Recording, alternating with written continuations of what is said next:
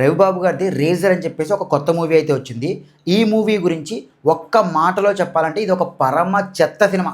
ఈ సినిమా గురించి మాట్లాడుకోవడం శుద్ధ దండగ. కానీ మనం రవిబాబు గారి గురించి అయితే మాత్రం తప్పనిసరిగా మాట్లాడుకోవాలి. రవిబాబు గారు ఆయన స్టార్టింగ్ ఆఫ్ ద కెరీర్‌లో 'అనసూయ' అని చెప్పేసి ఒక హారర్ థ్రిల్లర్ మూవీ తీశారు. ఆ ఒక్క సినిమాని తప్పిస్తే ఆయన ఫిల్మోగ్రఫీలో నాకు ఒక్క సినిమా కూడా నచ్చదు. అన్నీ బ్యాడ్‌గానే ఉంటాయి.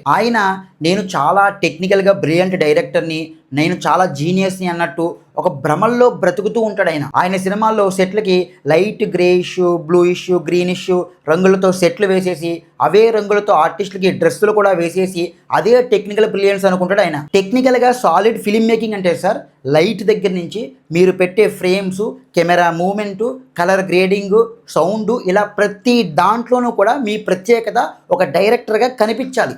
అది ఆడియన్స్‌కి నచ్చాలి కూడా. అంతేగాని మీరేదో ఒక పెక్యులియర్‌గా మీ పైత్యాలతో ఏవేవో పిచ్చి పిచ్చి పనులన్నీ చేసేసి వాటిని ఏదో టెక్నికల్ బ్రిలియంట్గా మీకు మీరే ముద్ర వేసేసుకుంటే అయిపోదు. మీకు నిజంగానే సినిమాల పట్ల అవగాహన ఉండి ఒక టేస్ట్ ఉంటే కనుక మీరు సినిమా చూసి చెప్పాల్సిన అవసరం లేదు. ట్రైలర్ చూసే మీరు చెప్పచ్చు సినిమా ఎలా ఉంటుంది అనేది.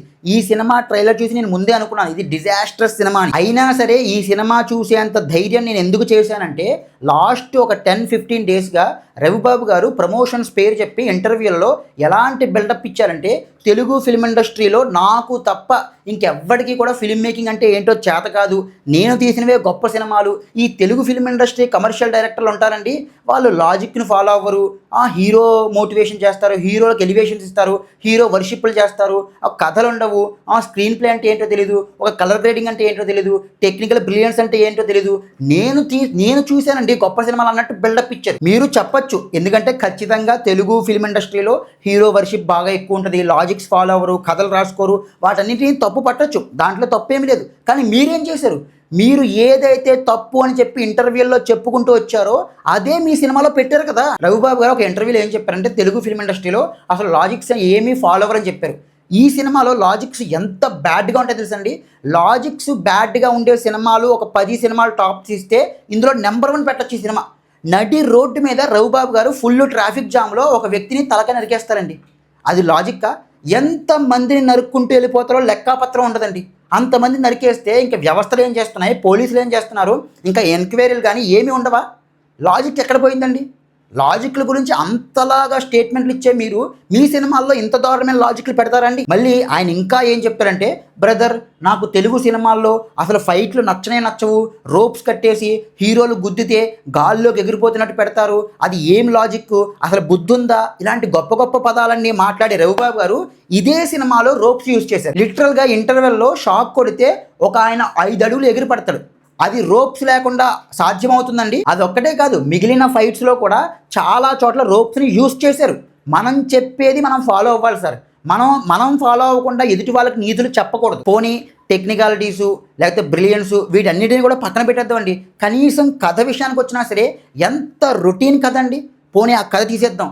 ఎంత అన్ఎంథూజియాస్టిక్గా ఫిల్మ్ మేకింగ్ ఉంటుందంటే ఇలా టైప్ చేసేసి ఇనిషియేటింగ్ ఫేషియల్ రికగ్నైజేషన్ అని చెప్పేసి చెప్పడాలు, వారి యొక్క ఎక్స్ప్రెషన్లు, భావాలు. అంటే విలన్ ఎలా ఉంటుందో తెలుసండి. ఇప్పుడు రాజకీయ నాయకులు ఎలా ఉంటారండి?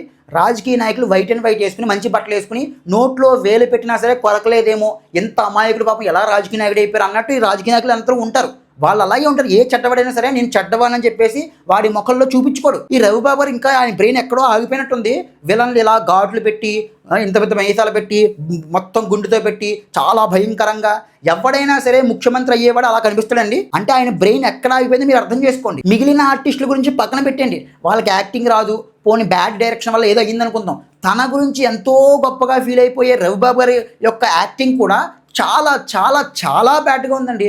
ఒక సన్నివేశంలో ఒక అమ్మాయి ఆ సినిమాలో ఉండే అమ్మాయిని ఓదార్చాలి. అమ్మా ఏడవకు, అమ్మా ఏడవకు, అమ్మా అసలు ముఖంలో ఇలా కదలలేదు ఏమిని. అసలు ఆ ఎక్స్ప్రెషన్కి ఆ డబ్బింగ్కి సింకే అవ్వట్లేదు. ఇంత బ్యాడ్ యాక్టింగ్ చేసే మీరు ఏమి స్టేట్మెంట్లు సార్? ఇవన్నీ కాదండి, ఈ సినిమా ఎంత బ్యాడ్గా ఉందని చెప్పడానికి మాటలు సరిపోవు, కంఠశోష అంత బ్యాడ్గా ఉంది. ఇంకా మనకి తెలుగులో ఒక బెస్ట్ సామెత ఉంది, అదేంటంటే మాటలు కోటలు దాటుతాయి కానీ చేతలు గడపలు దాటవు అంటారు. దానికి బెస్ట్ ఎగ్జాంపుల్ రవిబాబు గారు. That's it. జై హింద్.